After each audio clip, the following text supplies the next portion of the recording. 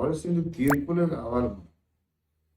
ఇంకా చాలు క్షమించు, రక్షించు, మార్పు అది ఎందుకండి? వేస్ట్ టైం అయిపోయింది. ఇంకా టైం అయిపోయింది. ఇప్పటి తరానికి దేవుని భయం అనేది తెలియాలంటే మూర్ఖులను దేవుడు దండించాలి. ఇది మన ప్రాంతం. నాకు తెలిసి నా అంచనా ఇంకొక 10-15 ఏళ్లలో, ఇదేం ప్రవచనం కాదు, మళ్ళీ చెప్తున్నాను, నా అంచనా అనుకుంటున్నా, ప్రపంచ ఏకాధిపత్యం రావచ్చు, లేదా పరిస్థితులు చాలా విషమించి మొత్తం అల్లకల్లోలం అయిపోవచ్చు. ఈ ప్రశాంతత ఇంకో 10-15 ఏళ్ళు కూడా ఉంటుందో ఉండదో. ఈ ప్రశాంతత ఈ మాత్రమే. ఇక ఆ తర్వాత మనం చెప్పుకున్నవి దేవుడు మనకు బయలుపరిచిన అన్నీ జరిగిపోతాయి. ఇప్పుడు వాడిని క్షమించు, వీడిని క్షమించు, ఎందుకు క్షమించాలి? వాళ్ళు ఏం చేస్తున్నారో తెలిసే చేస్తున్నారు. అందుచేత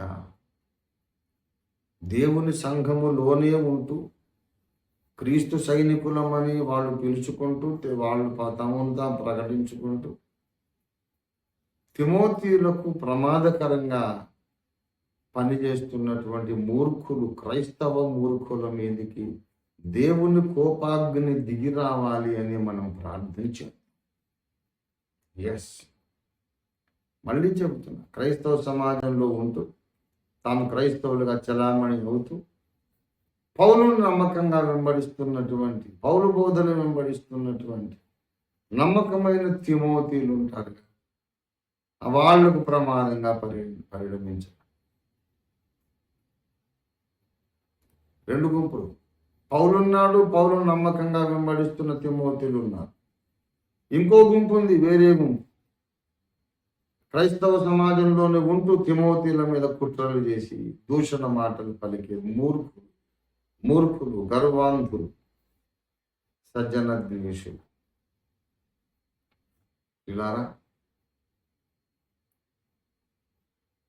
మూర్ఖులకు శిక్ష రావాలి.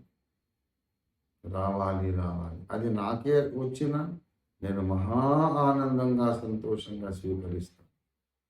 అడగండి, దేవాన్ని ఎవరిని శిక్షించకుండా చేతులు ముడుచుకొని ఉండొద్దు.